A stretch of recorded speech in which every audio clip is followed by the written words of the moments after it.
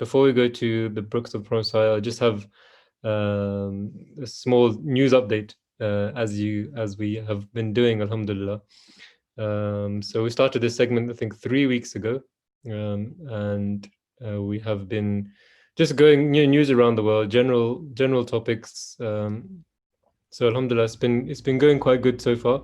And as I said at the start, credit goes to Atir for taking lead on this. So I'll just present it from for this week. So the biggest news, as you guys have probably already heard in the news today, it is Donald Trump and his wife have caught coronavirus, and the president has mild symptoms. President Trump announcement comes just over a month before the presidential elections on the 3rd of November, where he faces Democratic challenger Joe Biden. It is dangerous to speculate about how the virus will affect any individual person. There are clear risk factors. The older you are, the greater the risk of coronavirus infection becoming life-threatening. And it's known that people between the age of 64 and 74 with COVID in the US are 5 times more likely to need hospital care and 90 times more likely to die than somebody in their 20s. And so it's something very, very important. As you know, the Holy Quran is always emphasizing about obeying those in charge of us.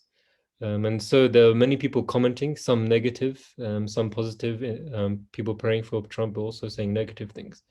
But obviously the stance as Ahmadis, we should never ever wish anything bad upon anyone, no matter who it is. And so we too must always pray for our leaders, and may Allah give them full recovery. And through their recovery, maybe they will see some sense in making decisions which are just for the world. So we must always pray for everyone in the world, especially now, such a difficult time. So some facts about Donald Trump: he's 74 years old. Maybe he doesn't look it, but he is 6 foot and 3 inches, and his body mass is 30.5, and weight 244 lbs. Along with the coronavirus, something we can't escape, unfortunately, these days. People are asking, when will the coronavirus vaccine come out? The vaccine would normally take years, if not decades, to develop. Researchers hope to achieve the same amount of work in only a few months. Most experts think a vaccine is likely to become widely available by mid-2021, about 12 to 18 months after the new virus, known officially as SARS-CoV-2, first emerged. That would be a huge scientific feat, and there are no guarantees it will work. But scientists are optimistic that if trials are successful, then a small number of people, such as healthcare workers, may be vaccinated before the end of this year. And as you know, many universities, including Oxford, they're all undertaking, trials of the vaccine. And they're even saying that in China, they've come out with a vaccine which they're testing on the military at the moment. So movement is happening, but in the meantime, we must always pray that Allah protects people around you and protects people in the world. You may realize that these days there's a lot of rain. So as you know, there's a storm that's been coming, known as the storm Alex.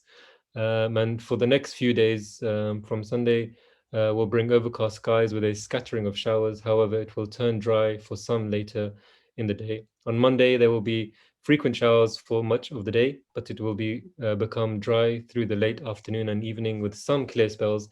And Tuesday will be a mixed picture of scattered showers and sunny spells. So that's pretty much your news update and your weather update as well. We like to cover a few topics here at Khuddam Night for you guys. We can't leave you without a bit of sport. As you know, Lewandowski, he's a new man on the block, overtaken the likes of Lionel Messi and Ronaldo.